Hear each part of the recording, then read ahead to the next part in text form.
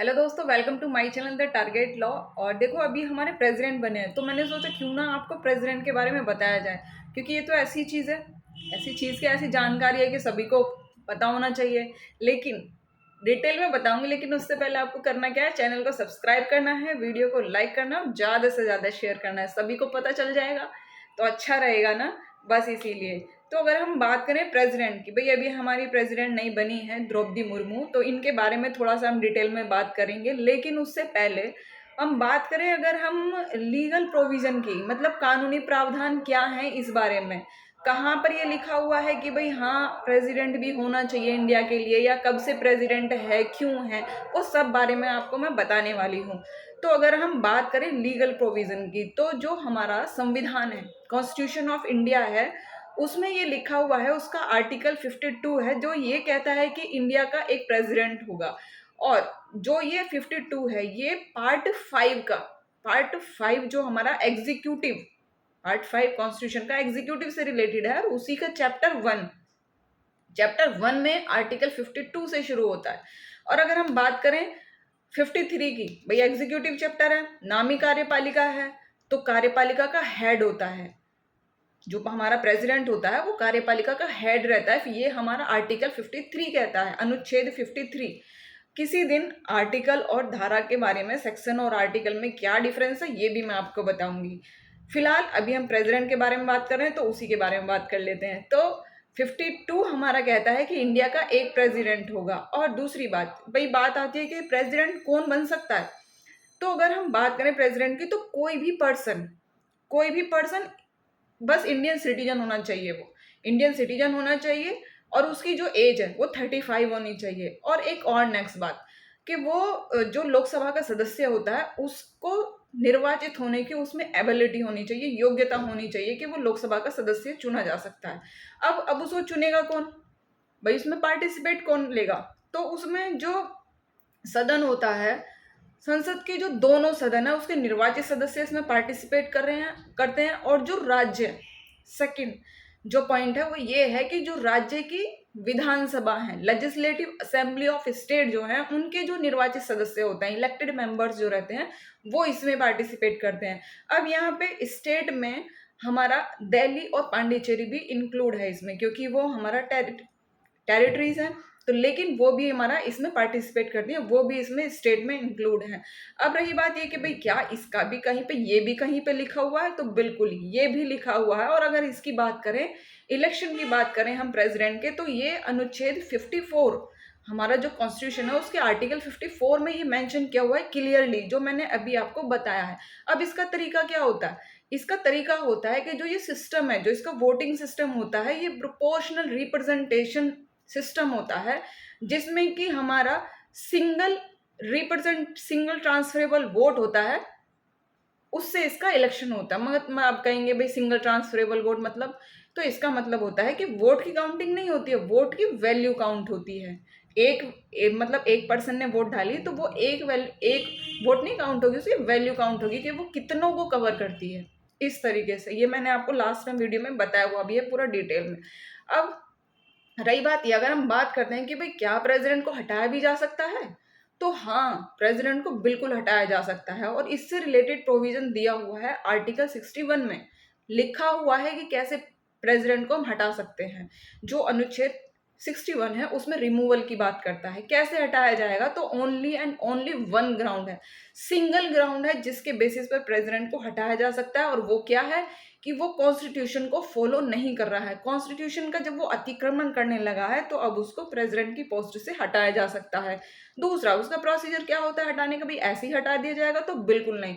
उसके लिए पहले नोटिस दिया जाता है उसको रिटिन में, और जो वो नोटिस रहता है रिटिन वाला, उस पर 1/3 उस सदन के लोग जो रहते हैं, वो 1/4 लोग उस पर सिग्नेचर करके उसको पास करते हैं, लिखित नोटिस को, मतलब जो सूचना देंगे उस पर भी 1/4 मेंबर के सिग्नेचर होंगे, तब वो उसके पास जाएगा। और फिर उसके बाद में फिर जो रिजोल्यूशन पास होता है, वो उस सदन के, जो भी सदन उसको पास करेगा, उसके 2/3 मेंबर जो रहेंगे वो उससे पास करेंगे रिजोल्यूशन को, उनके हस्ताक्षर उस पर होंगे। और फिर मतलब बाकायदा जब वो रिजोल्यूशन पास हो जाता है, उसको इन्वेस्टिगेट कराया जाता है, फिर अगर इन्वेस्टिगेशन में वो सही पाया जाता है तो फिर उसको उसी टाइम, प्रेसिडेंट को उसी टाइम अपना जो पद होता है वो छोड़ना पड़ता है। अगर हम इसके टेन्योर की बात करें तो इसका जो टेन्योर होता है वो 5 ईयर होता है। अगर इंसिडेंटली या एक्सीडेंटली किसी वजह से प्रेसिडेंट का पद खाली हो गया है तो उसको 6 महीने के अंदर अंदर विद इन 6 मंथ उसको वैकेट को फिल करना होता है किसी भी तरह से।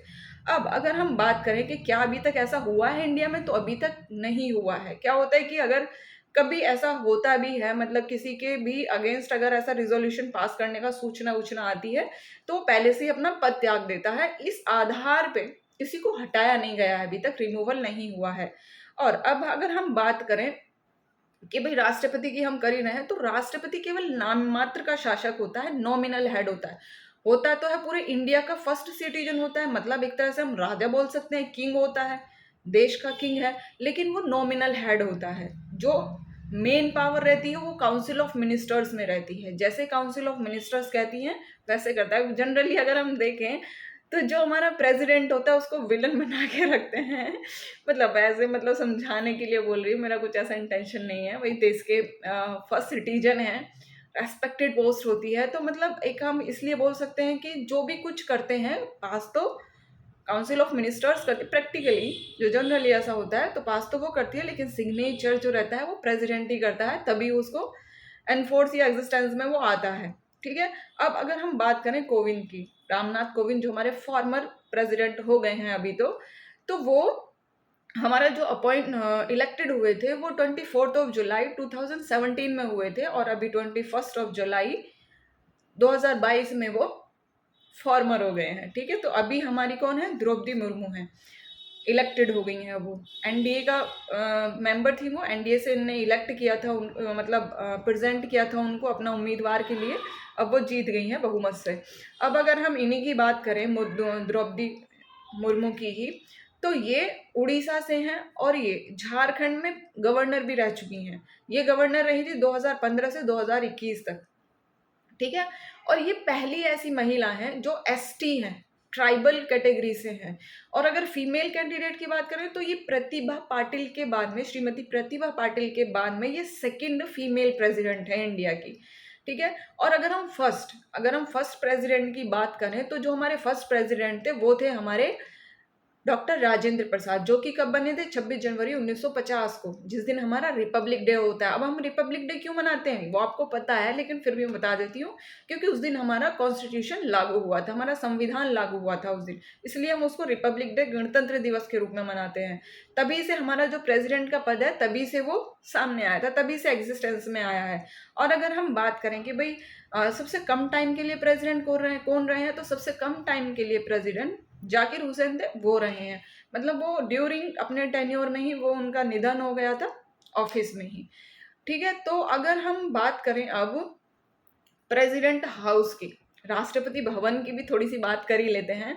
तो राष्ट्रपति भवन जो है हमारा, वो उसमें वो इतना बड़ा है, दिल्ली में है, और वो इतना बड़ा है कि वर्ल्ड में पहला वो ऐसा है राष्ट्रपति भवन जो सब इतना बड़ा है, बाकी और कोई भी नहीं है।